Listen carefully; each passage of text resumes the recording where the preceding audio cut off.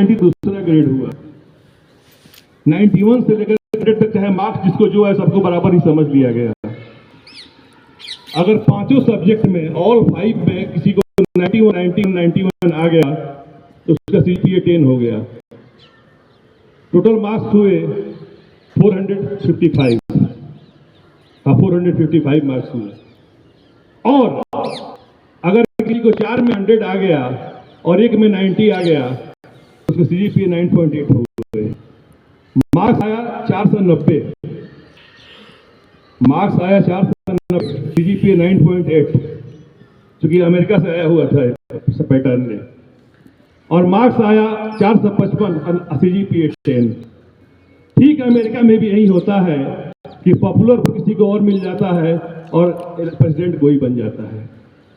तो राजनीति से कैसे दूसरी व्यवस्था प्रभावित होती है और कैसे अमेरिका से इंडिया भी प्रभावित हो गया और आपके बोर्ड का एग्जाम भी प्रभावित हो गया, बोर्ड का ग्रेडिंग प्रभावित हो गया और ये बीच में 5-7 साल तक रहा है।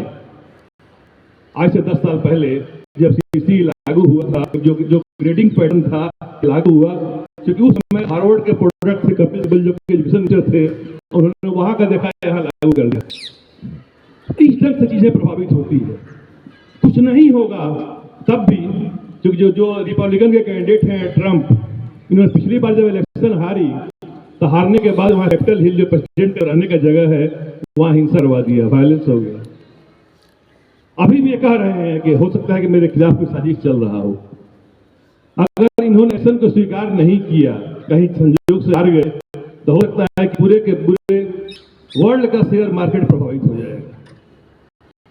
और इंडिया में जितने लोग म्यूचुअल फंड से लेकर के, चूंकि शेयर का कहीं ना कहीं संबंध बैंक से डायरेक्ट या इनडायरेक्ट सबका होता है, पूरी अर्थव्यवस्था का होता है, पूरे के पूरे शेयर में मार्केट में भूचाल आ जाएगा, म्यूचुअल फंड में आ जाएगा और सारे चीज पर आ जाएगा, इनडायरेक्ट लोग प्रभावित हो जाएंगे। हालांकि वर्ल्ड का सीनरी चेंज कर रहा है। पहले जिस ढंग से इंडिया हुआ, साउथ अफ्रीका है, ब्राजील है, चाइना है, जिस ढंग से सारे आगे बढ़ रहे हैं, चाइना आगे बढ़ रहा है अमेरिका के प्रतिद्वंदी के रूप में, आने वाले समय में एक अलग ग्रुप खड़ा होते जा रहा है और 10 साल में सिचुएशन पूरे चेंज हो जाएगा। जो मोनोपोली अमेरिका की है, USA की है, वो खत्म होने की ओर है। आप लोग जब 10 साल के बाद देखोगे तो एक चाइना एक बहुत बड़ा चैलेंज के रूप में आ जाएगा, इंडिया एक बहुत बड़ा पावर के रूप में आ जाएगा।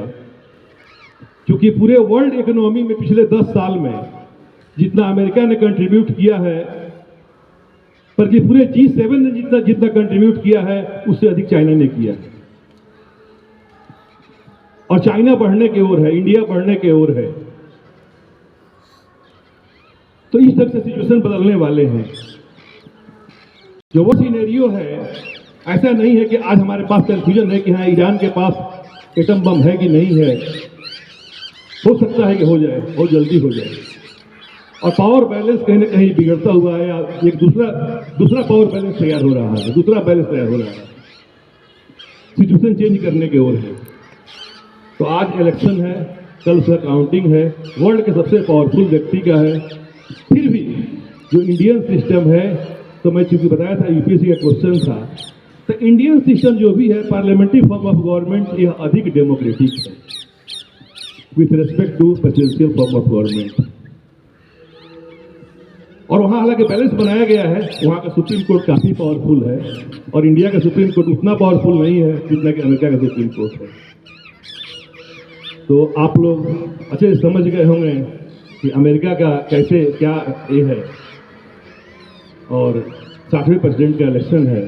तो इन्हीं शब्दों के साथ thank you, have a nice day.